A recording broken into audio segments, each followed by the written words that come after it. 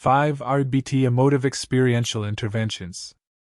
Rational Emotive Behavior Therapy, REBT, uses cognitive behavioral and emotive experiential interventions, but often emotive interventions aren't considered as much as the other two. However, emotive interventions can be quite helpful therapeutically. Let's look at a few emotive interventions. 1. Rational emotive imagery. This is one of the most important among the emotive interventions. The primary purpose of rational emotive imagery is to help a client identify the more appropriate and helpful emotions the client would like to experience in a difficult or problematic situation. Another purpose is to help a client in the present moment explore some self-statements the client might experience as helpful, and then to practice those self-statements. The intervention is simple to do. Simply have the client close their eyes and imagine a recent difficult situation about which the client got upset. The client is to tell the therapist the felt emotion. The therapist then asks the client to work to change the felt emotion to one that is more helpful and adaptive while maintaining focus on the same event. The client cues the therapist when that has been accomplished, and the therapist then asks the client how the client felt. Then the therapist asks the client how the client shifted to the more adaptive emotion. Together the therapist and client can explore how beliefs change from the first to the second situation. It is vital for the therapist to prescribe a healthy negative emotion for the second part of the imagery, not a positive emotion.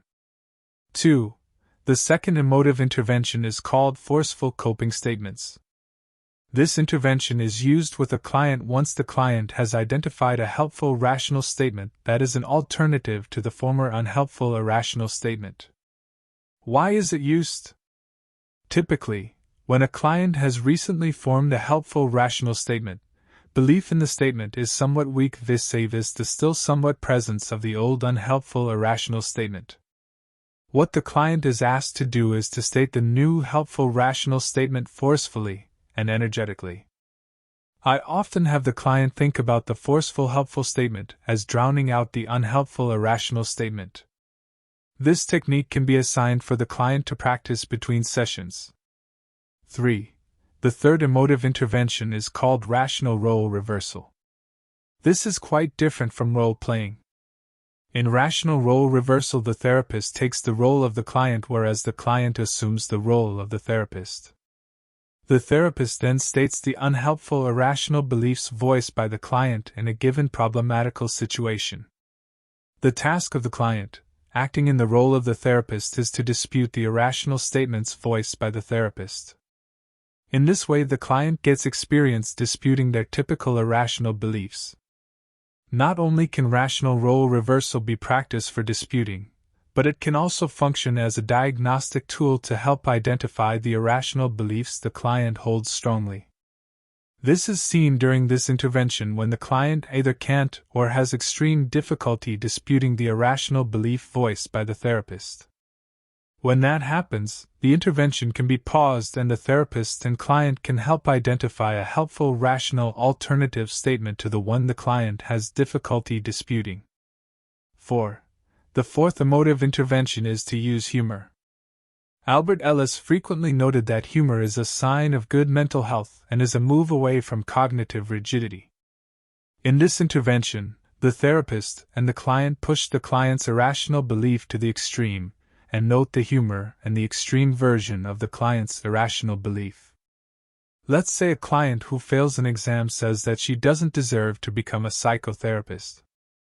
The therapist and client can play with that statement and turn it into something such as, "Only students who get an A or B on an exam deserve to be a therapist," or, "Only students who get an A+ deserves to be a therapist," or even, "Only students who get an A+ on every exam and quiz in every course deserves to be a therapist." Humor should be used with caution, since what is humorous in one culture may not be so in another. Also, humor should always be directed toward a belief or statement, never toward the client. Finally, if the situation is very serious, it would be inappropriate to take it lightly and use humor.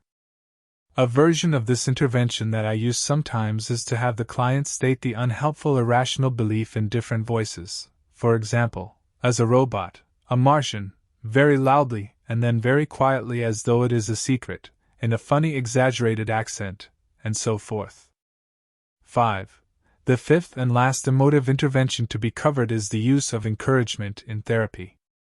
I know, this may sound natural and something all therapists do, but sometimes we therapists forget that encouragement can be used to acknowledge change as well as to promote change. I personally have made a fun ritual out of giving encouragement. For example, after a client successfully practices an exposure assignment, after avoiding it for quite some time, we would press a button on a keychain in my office that played a funny song. Once we were going to do this, but we couldn't find the keychain in my office, so we sang the funny song. Thus, we combined encouragement with humor. Hope you found some of these REBT emotive interventions interesting and potentially helpful. For more information about rational emotive behavior therapy, don't forget to subscribe to this YouTube channel entitled REBT Education and Training, or go to the website of the Albert Ellis Institute, the home, headquarters, and heart of rational emotive behavior therapy.